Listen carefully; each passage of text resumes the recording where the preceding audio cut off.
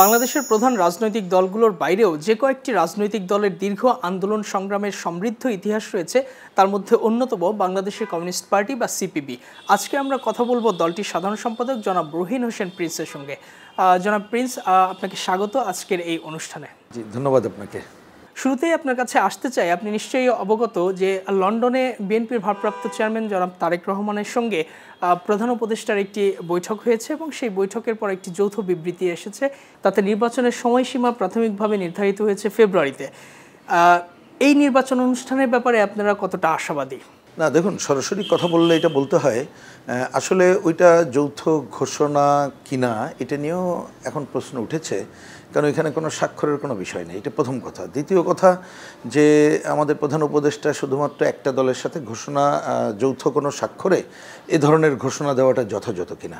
কিন্তু আমি এইটাকে প্রধান প্রশ্ন করতে চাই না, প্রশ্ন করতে চাই যে আমাদের রাজনৈতিক দলগুলো, তার মধ্যে অবশ্যই বিএনপিও আছে বটেই, যে সেটা মিলে আমরা যে আলোচনাগুলো করেছিলাম তাতে হচ্ছে আমাদের সামনে যে কাজ, তাহলে এক নম্বর হচ্ছে এত বড় যে হত্যাযজ্ঞ ঘটল গণ অভ্যুত্থানের আগে সময়ে, এই হত্যাযজ্ঞের বিচারকে দৃশ্যমান করা, সুষ্ঠু অবাধ গ্রহণযোগ্য নির্বাচনের জন্য যা যা সংস্কার করা দরকার সেগুলো করা, অর্থাৎ প্রয়োজনীয় সংস্কার করা, এবং এরপর নির্বাচনের সুনির্দিষ্ট তারিখ এর মধ্যে ঘোষণা করা। তা আমরা অঙ্ক করে পরিষ্কার বলেছি যে নির্বাচনের তারিখ যদি এই বছর ডিসেম্বরের মধ্যে ঘোষণা করা যায়, তার আগে ওই যে দুটি কাজ বললাম, যে বিচারের কাজ দৃশ্যমান করা এবং অবাধ সুষ্ঠু গ্রহণযোগ্য নির্বাচনের জন্য প্রয়োজনীয় সংস্কার করা সম্ভব। সুতরাং আমরা এখনও মনে করি সেটাই করা দরকার। এবার আসি, যদি এরপরও আমি যদি তর্কের খাতিরে বা যুক্তির খাতিরে ধরেও নিই যে আমাদের প্রধান উপদেষ্টার ওই বক্তব্য, তো কই, আমরা তো এখনও কিছু দৃশ্যমান কিছু দেখছি না। উনি তো এসে নির্বাচন কমিশনকে এখনও কিছু বলে নাই যে আচ্ছা ওই তারিখের মধ্যে নির্বাচন করতে হবে, তার জন্যে আপনি নির্বাচনের শিডিউলটা ঘোষণা করেন। সুতরাং আসলে নির্বাচনের বিষয়ে সরকারের কোনো কথায় এখনও পর্যন্ত আস্থা স্থাপন করা যাচ্ছে না, যতক্ষণ না পর্যন্ত নির্বাচন কমিশন থেকে নির্বাচনের সুনির্দিষ্ট তারিখ ঘোষণা না করা হচ্ছে এবং ওই নির্বাচনের বিষয়ে সরকারের পজিটিভ অ্যাটিটিউড দেখা না যাচ্ছে না। আমরা দেখছি যে জুলাই আন্দোলনের যে নেতৃত্ব, তাদের যে গড়া দল এনসিপি, তারা বর্তমান নির্বাচন কমিশনের পরিবর্তন চাইছে। আপনি আসলে এ ব্যাপারে কি ভাবছেন নির্বাচন কমিশনের? আমিও দেখেছি পত্রিকার মাধ্যমে যে নির্বাচন কমিশনের ব্যাপারে ওনারা প্রশ্ন করছেন, কিন্তু আমার কাছে জিনিসটা বোধগম্য এই কারণে, কারণ নির্বাচন কমিশন তো এখনও ওই ধরনের কোনো নির্বাচন করেও নি। তাকে সরকার যদি আয়োজন করতে বলে, তারা যদি ফেল করে তখন এই কথাগুলো বলা যায়, বা তাদের কোনো সুনির্দিষ্ট কোনো কর্মকাণ্ড নিয়ে যদি প্রশ্ন থাকে তখন বলা যায়। কিন্তু আমার মনে হয় না এই কথা বলার এখন পর্যাপ্ত যুক্তি তথ্য আছে। 2018 সালের সর্বশেষ নির্বাচনে আপনারা অংশ নিয়েছিলেন এবং সেখানে আমরা বিভিন্ন তথ্য যেটা দেখেছি যে 83 জন প্রার্থী দিয়েছিলেন। যেহেতু আপনি কিছুটা আশাবাদী বা যে ধরনের কথা বলছেন তাতে, এবং বাংলাদেশের রাজনৈতিক প্রেক্ষাপট যেদিকে গড়াচ্ছে তাতে নির্বাচন হবে বলে আপাত দৃষ্টিতে মনে হচ্ছে, সেই হিসেবে দলগত অবস্থান থেকে আপনারা কতটি আসনে প্রার্থী দেবেন এবং সেই সকল আসনগুলোতে জয়ের ব্যাপারে আপনারা কতটা আশাবাদী? 14 সালে যারা আমরা নির্বাচনে অংশ নিইনি, কিন্তু সবাই মিলে 18তে নির্বাচনে অংশ নিয়েছিলাম। কিন্তু এটা একটু আমি ইতিহাস জানার জন্য বলি, নির্বাচনের সকালের মধ্যেই আমাদের কাছে খবর আসতে থাকে যে আসলে দিনের ভোট রাতেই সম্পন্ন হয়ে গেছে, যার জন্য প্রায় দুপুর নাগাদ আমরা এই নির্বাচনকে বয়কট করি। এইবার আমি আপনার মাধ্যমে দেশবাসীকে জানাতে চাই, যদি অবাধ সুষ্ঠু গ্রহণযোগ্য নির্বাচন হয় এবং বিশেষ করে যে লেভেল প্লেইং ফিল্ডের কথা বলা হয়, তাতে যদি ভোটে দাঁড়ানো এবং ভোট দেওয়ার সমসুযোগ হয়, অর্থাৎ নির্বাচনের টাকার খেলা থাকবে না, নির্বাচনে পেশি শক্তি থাকবে না, নির্বাচনে ভয়ের রাজত্ব থাকবে না, নির্বাচনে আপনার সাম্প্রদায়িক এবং আঞ্চলিক কারসাজি থাকবে না, নির্বাচনে কোনো প্রশাসনিক কারসাজি থাকবে না, এরকম একটা পরিবেশ হলে আমরা এবার আশা করছি যে কমিউনিস্ট পার্টি, আমাদের বাম গণতান্ত্রিক জোট এবং অপর গণতান্ত্রিক প্রগতিশীল শক্তি, তাদেরকে নিয়ে একটা বড় আমব্রেলা করতে চাই, যে আমব্রেলার মধ্যে আমরা প্রায় সব আসনেই আমাদের দলীয় এইসব দলগুলোর কথা বললাম তাদের প্রার্থী বা আমাদের সমর্থিত প্রার্থী দিয়েই আমরা আগামীতে নির্বাচনে অংশ নেব বলে আমরা প্রত্যাশা করছি। শুধু অংশ নেবেন প্রত্যাশা করছেন, সেই আসনগুলোতে আসলে প্রকৃত অর্থে আপনারা জয়ের ব্যাপারে আশাবাদী কিনা? এটা অনেকেই বলেন এবং এটা আমাদের কবুল করতে দ্বিধা নেই, যে এই যে আপনারা বামপন্থীরা বা কমিউনিস্ট পার্টি আন্দোলনে যত পারদর্শী, নির্বাচনে তত পারদর্শী না।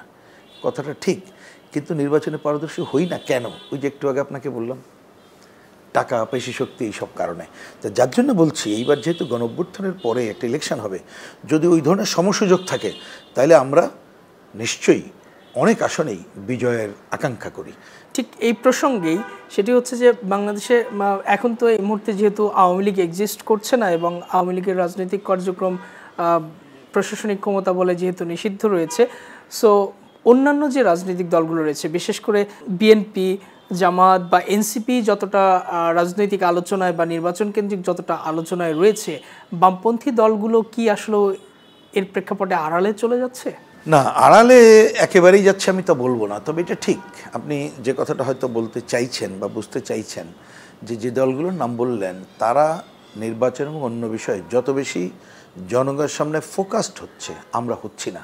তবে এই ব্যাপারে আমি খুব বিনয়ের সাথে বলতে চাই, দেখবেন মিডিয়া তারা যদি একটা সমসুযোগ চিন্তা করত, বা আমাদের সরকার তার বিভিন্ন যে সভা সমাবেশ হয় একটা সমসুযোগ চিন্তা করতো, তাইলে কিন্তু বামপন্থীদের আড়ালে যাওয়ার কোনো কারণ নাই। কিন্তু দেখেন, এখন যখন মিটিংয়ে যাই, দেখা যায় সরকার যেভাবে তার আসন বিন্যাস, কথাবার্তা বলে এবং মিডিয়াও যেভাবে ফোকাসড করে, তাতে যেন অন্যদেরকে প্রাধান্য দেয়। এখন সামাজিক যোগাযোগ মাধ্যমে বা অনেক টেলিভিশন, অনেক পত্রপত্রিকা, তাদের কিন্তু তারা অনেক কিছু ইস্যুতে আমাদেরকে অল্প দিলেও কথাটা তুলে ধরছে এবং মানুষের কাছে আমরা দৃশ্যমান হচ্ছি।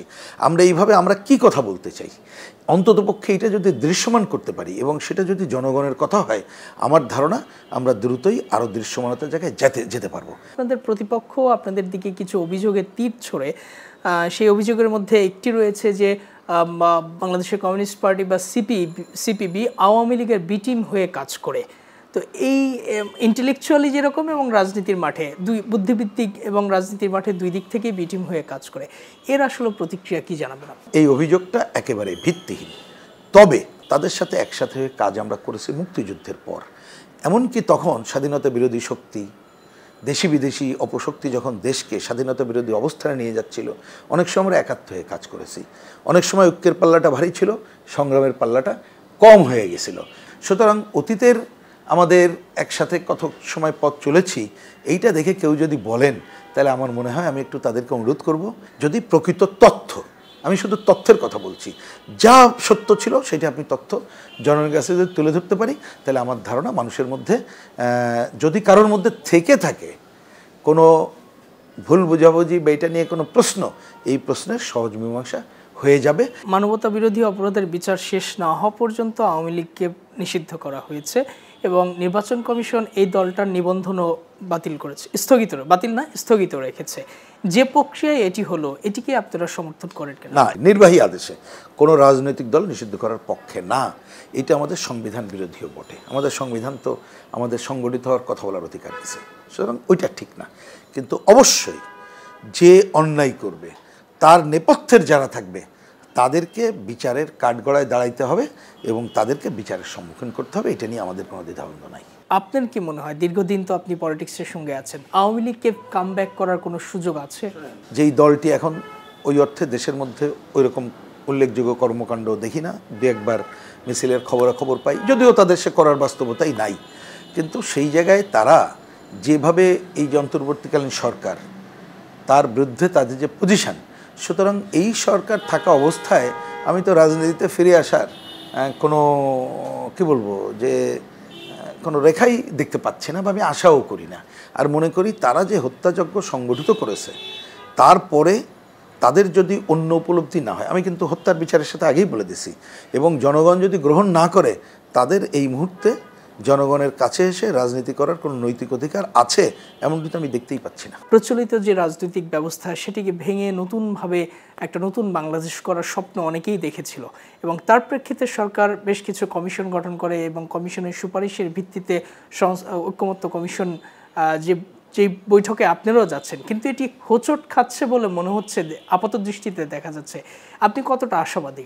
সরকার যে টিমকে অগ্রসর হয়েছে, যেভাবে অগ্রসর হয়েছে, এই পদ্ধতিটা ঠিক ছিল না। কেন আমি ছোট করে বলি, ধরেন তারা 11টা কমিশন করেছে, তার মধ্যে কিন্তু স্বাস্থ্য কমিশনও আছে, পুলিশ সংস্কার কমিশন, অনেক পজিটিভ জায়গায় আছে। আপনি কি কোথাও এই আলোচনায় দেখেন যে এইগুলো আলোচনার মধ্যে আছে, আলোচনার মধ্যে নাই? তার মানে আলোচনা ওরা আনেন নাই। তা সব কাজ ওনারা পারবেন না। আমরা বলেছিলাম সংস্কারের জন্য যা যা প্রস্তাব আছে রাখেন, তার মধ্যে যেটা ইমিডিয়েট আপনি যতদিন ক্ষমতায় আছেন যেটা এখনই আইন করে করতে পারেন, গ্রহণযোগ্য হয় সেটা আপনি করে ফেলেন একটু কথা বলে।